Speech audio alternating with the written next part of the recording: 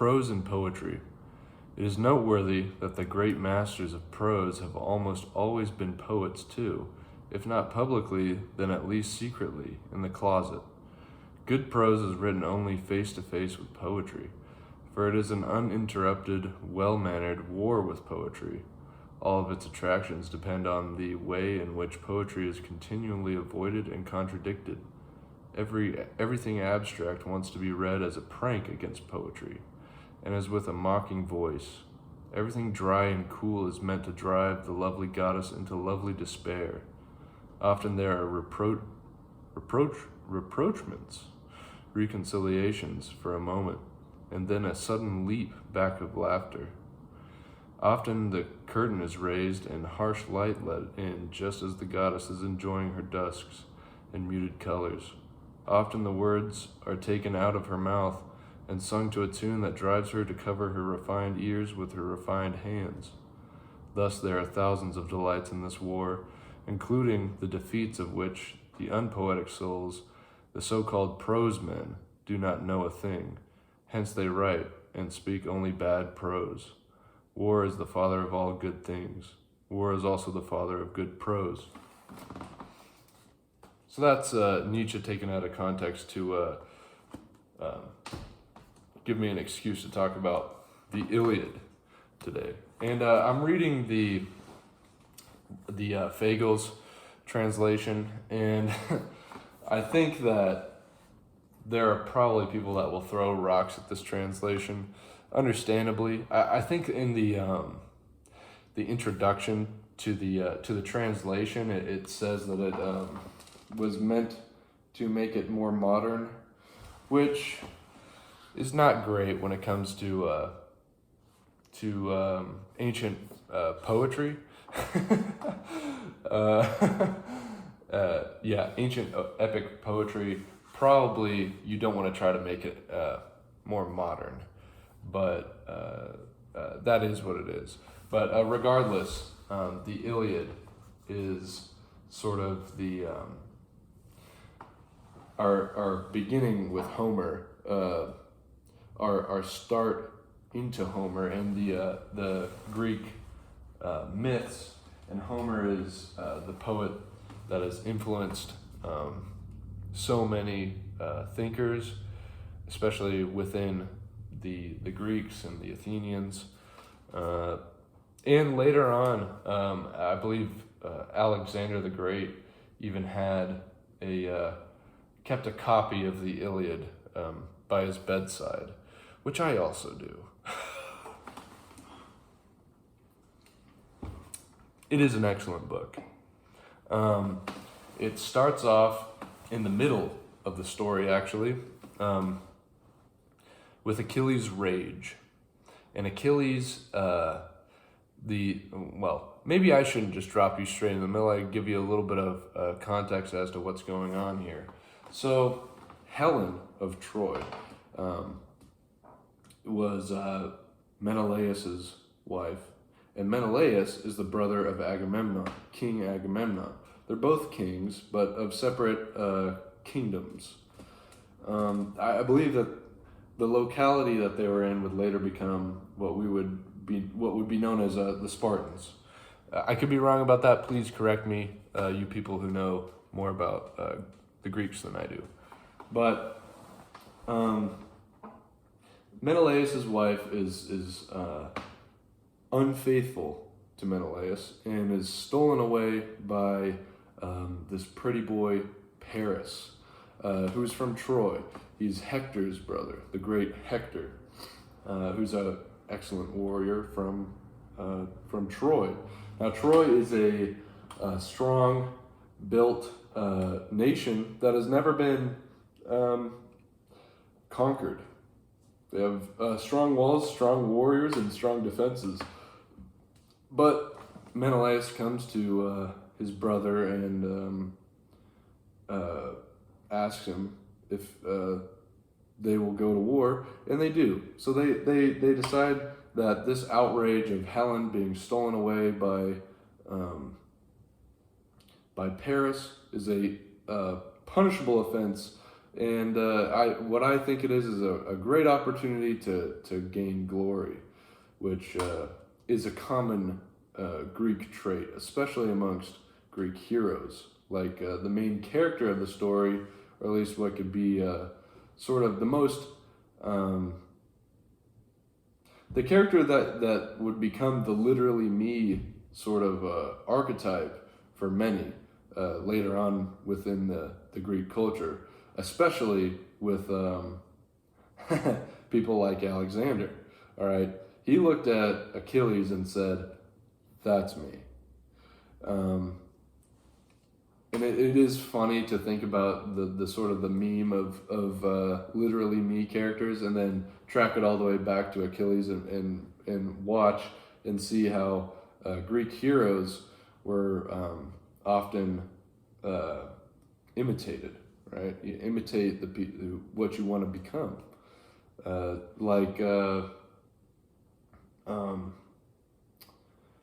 Theseus. Theseus wanted to imitate.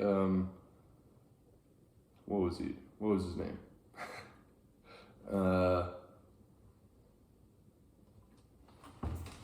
Just give me a second to think.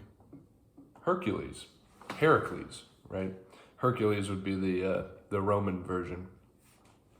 Heracles. Okay, that's the example, right?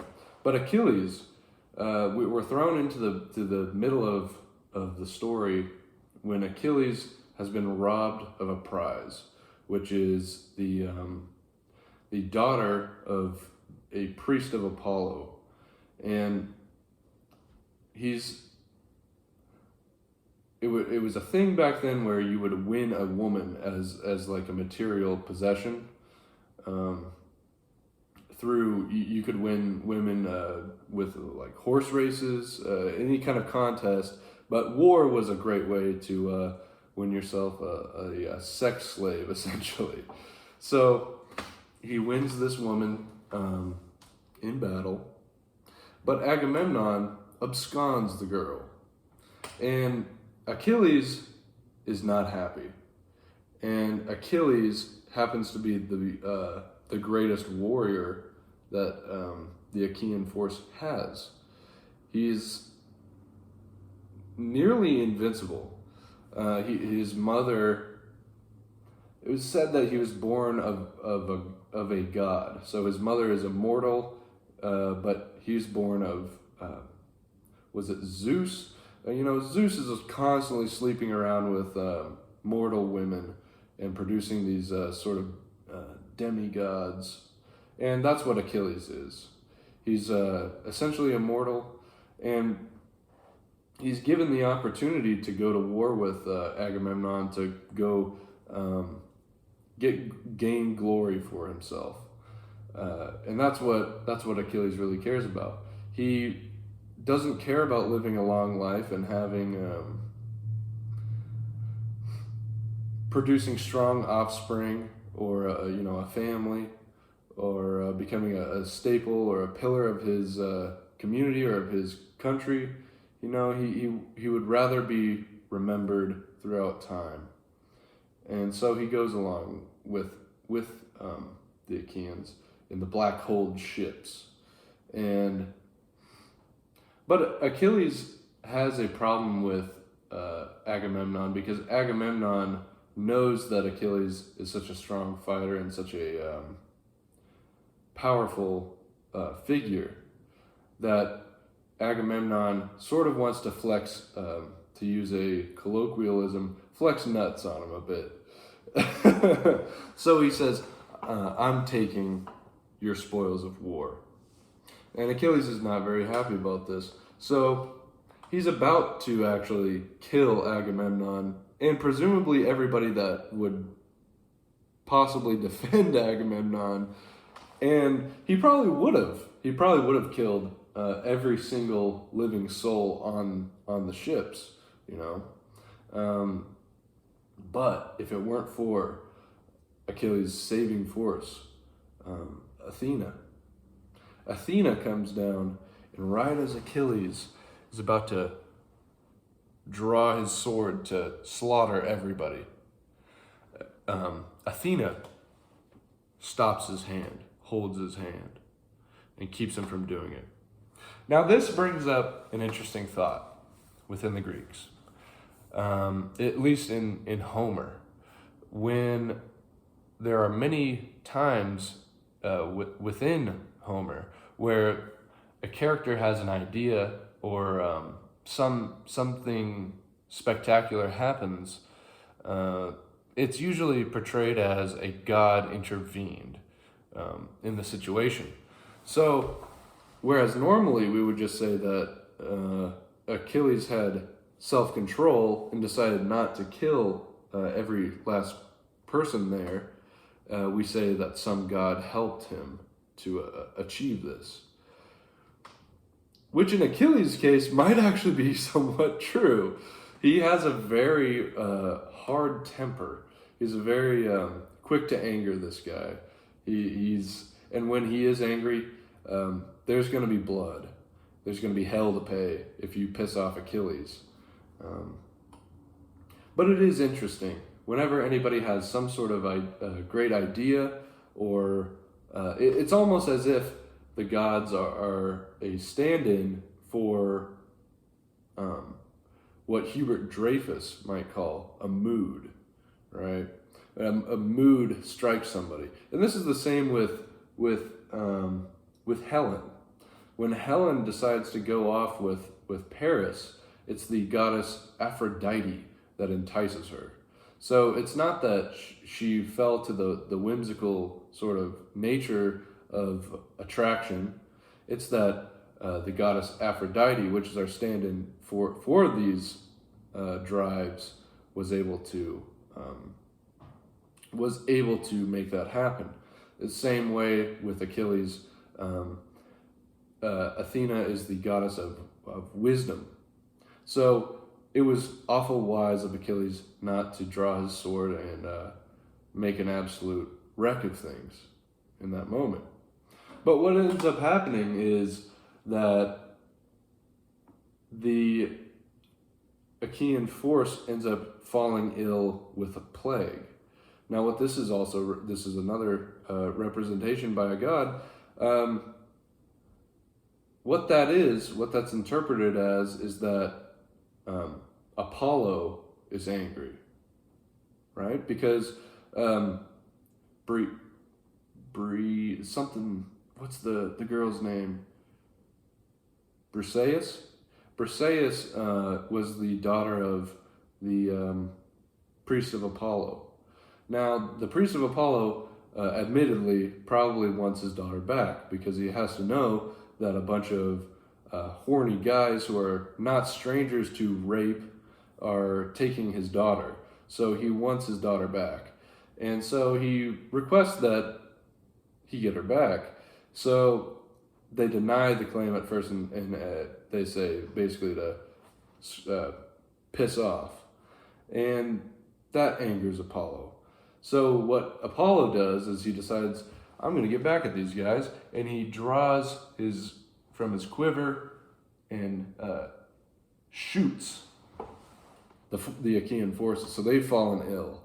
And the cure to this, which is they come to this conclusion, is, well, we should probably give the girl back. So after this, Achilles is not having it, and he's going to be absent from a lot of the fighting that takes place in this book. And it's quite a hefty book. There's a lot of gory battle that takes place in this, and the battle scenes are extremely graphic. If you've read Blood Meridian, I know that in my most recent videos we talked a little bit about Blood Meridian. Cormac McCarthy describes the gore and the extreme violence in microscopic detail. And this is somewhat similar. There are plenty of descriptions of spears being whipped. At least that's what my translation has it as they were whipping spears at one another and going through. It tells you exactly what happened, and in the most gory details, like the people's entrails spilling out, and like, it hit him right in this vulnerable place, and the blackness fell over his eyes. Homer is an excellent poet. He has quite a way with words, and I would hope that it's somewhat accurate. I would like to get another edition of the Iliad, one that's maybe a little bit more faithful to the original Greek. That would be excellent. But at least in my translation, it is quite graphic, and it is, to quote Homer, there are many winged words being said, and it can be lovely to read. But at the same time, with these ancient these ancient books, there are a lot of repeating that goes on, because you have to assume that this is an oral tradition. At least this is my idea, is that with an oral tradition, you might have to repeat things that are being said to an audience. I don't know if that's true, that's just a guess. But there are many times where somebody tells somebody else to go deliver a message. And he says, you go tell him yada, yada, yada, yada. And then the character says, okay. And then he goes and finds the person he's supposed to deliver the message to, and then repeats exactly verbatim what was just said. So you're kind of rereading it over and over and over again, which can be a little bit frustrating to read. At the same time, you do have to deal with it a little bit. This is somewhat similar in the Old Testament, where it's like, why do they, they're repeating themselves a whole lot in Leviticus. You know what I mean? So if you've read the Old Testament, but that's how it was. I maybe somebody could tell me, clue me in as to maybe why that's the case. But there are many epic battle scenes within the story. There's even a part where a certain character, I can't remember his name. Let's see if I can find this character. This guy was crazy. All right. Damn, what was this guy? Give me a second, guys. Go get a glass of water or something.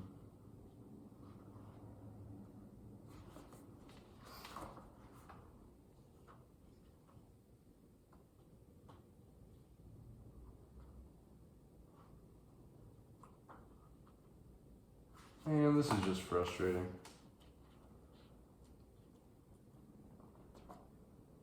Oh, Diomedes.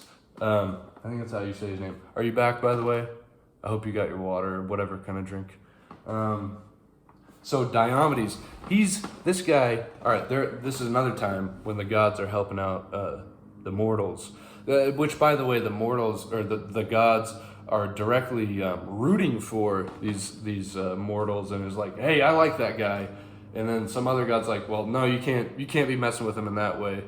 Fuck you. But they back the humans in a lot of cases, and will actually come down in the appearance of these humans and sort of impersonate them, which I think is another way of like seeing somebody do something incredible and saying, well, that's just, a human couldn't do that without some sort of aid from a god, which is interesting because that's in Nietzsche as well, where there's this sort of instinctive humility bred into people, where it's like, if I came up with some crazy idea or some brilliant insight, well, it couldn't have been from me. It had to have been from some god.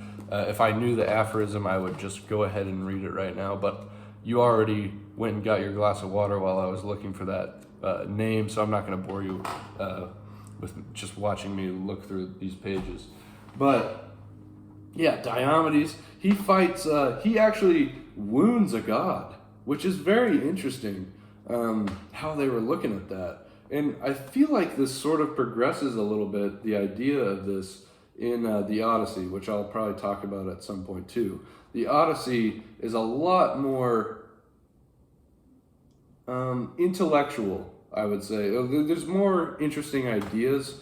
That could be my own lack in understanding of the Iliad, but on the surface, Just right away, more things jump out to me in the Odyssey than they do in the Iliad. They're both incredible, but the Odyssey has a little bit more interesting things, like even Nietzsche brings it up, like Circe turning men to pigs. It's sort of returning to this bestial nature where you realize that you are that you have animalistic drives and that you are an animal. Maybe that's Nietzsche's reading of it, but you can sort of suss out some interesting details here. But in the end, Achilles, his friend Patroclus, is killed while wearing Achilles' armor. And so in battle, you would kill your opponent and strip them of their armor. And it was kind of like in Halo, when you kill somebody in Halo, you would like teabag them. So they were doing like real life. They weren't actually like teabagging, but they were doing some. They were dishonoring them, because that was a big deal. That like if you die in battle, like burial rites, all these things are quite held in high esteem by in the Greek culture. But if you disrespect an opponent that you just killed, then that's like really really sinking the dagger in extra. But so Achilles, what he really wants to do, since Hector killed Patroclus, which there's rumors that Achilles and Patroclus are gay lovers. I don't want to hear none of that, okay?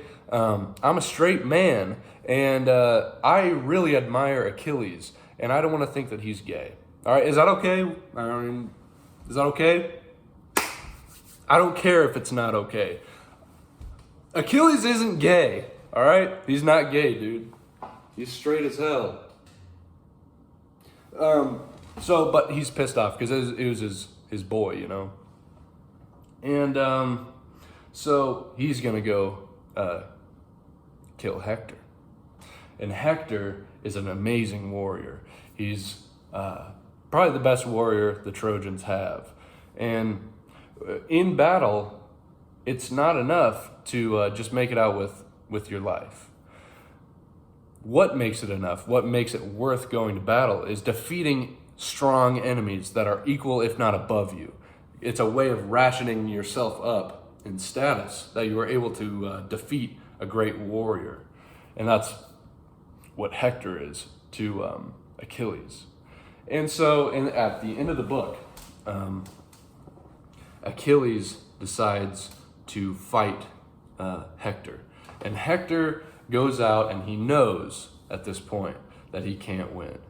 So what happens is he goes outside the walls, and his parents are watching him. His wife is watching him from the walls, and they're all like, "No, Hector, don't do it," to the point where something truly wacky happens.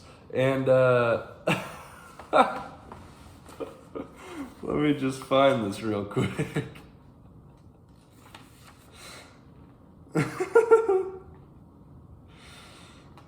Holy cow, man. Okay, so I'll just start from the beginning here. I believe that this is I think this is either Hector's mom. Some of this is just told by the narrator, which would be Homer. So we're starting off here. Line 80 in book 22. For a young man, all looks fine and noble if he goes down in war, hacked to pieces under a slashing bronze blade. He lies there dead, but whatever death lays bare, all wounds are marks of glory, right? Okay, if you fall in battle as an honorable warrior, people will remember your name. They'll respect you. By the way, this is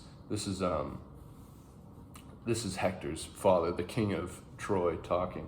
And he says, "All wounds are marks for glory.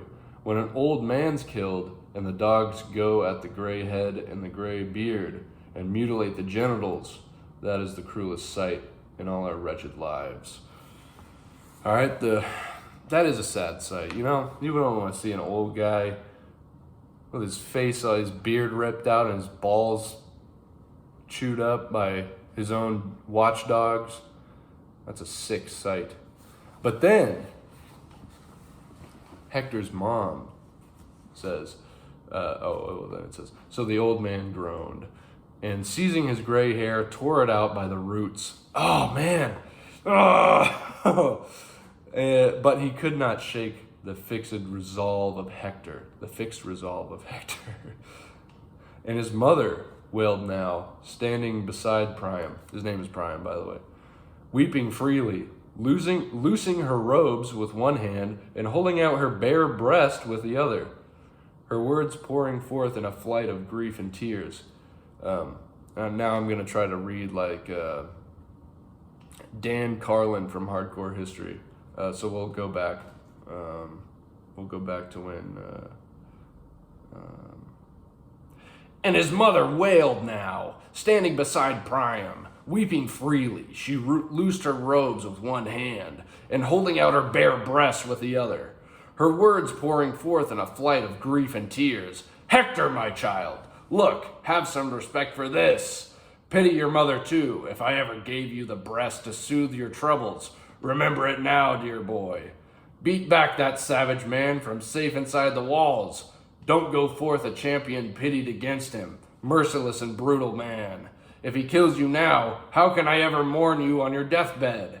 Dear branch and bloom, dear child I brought to birth, neither I nor your wife, that warm, generous woman, now far beyond our reach, now by the Argive ships, the rushing dogs will tear you, bolt your flesh.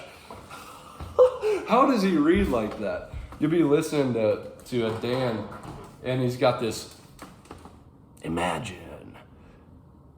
a world where your own mom shows her bare boob to you. And then he'll like go into the quote, and then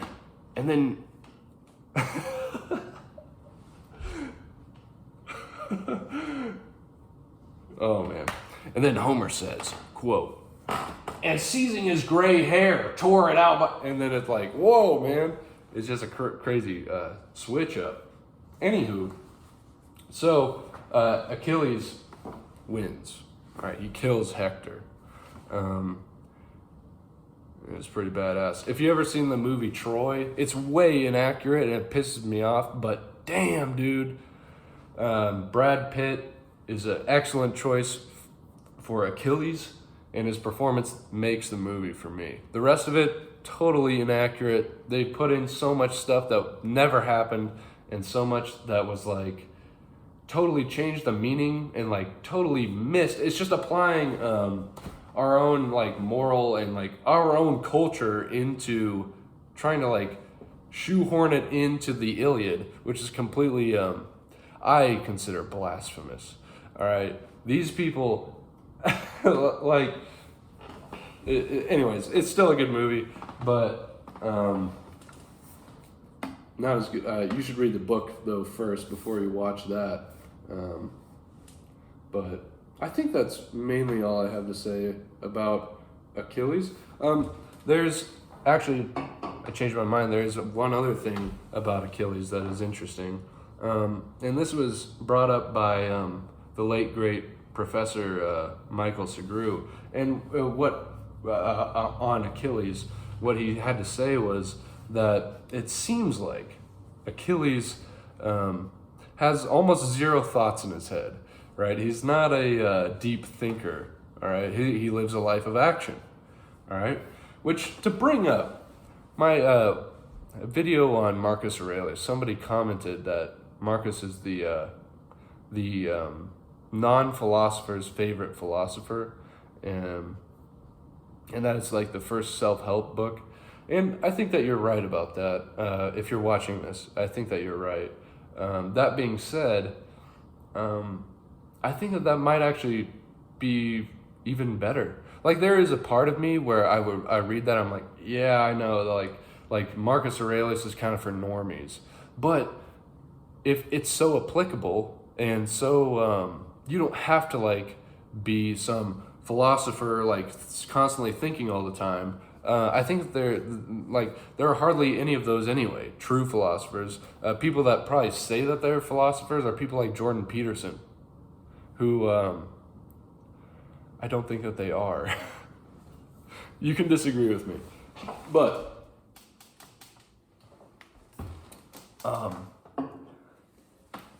the point is that Achilles is not a deep thinker. He lives a life of action. You're not going to get to a more of a intellectualized or a more of an intellectual until we get to the Odyssey, and we're talking about Odysseus, because his gift is not strength and swift-footedness like Achilles. Which, by the way, when he first has the 1v1 with Hector, he like chases Hector like around the city like 3 times. He's just like, they're lapping the city. He's fast. Okay, he's a runner, fast guy. But Odysseus is not. He is a excellent warrior, but he's also an excellent strategist. So there's a lot more, which, of course, the Odyssey has a lot more interesting ideas in it. So just goes to show. But he also lives a life of action. And I got to go with the Nietzsche's view of a life of action is perhaps better than a life of thought. All right, contra to Plato. But that being said, he was a philosopher, and he spent a lot of time in his head. So, okay. Anyways, I got to be done. We're at 30 minutes. I hope you enjoyed the video, and I hope you read the Iliad.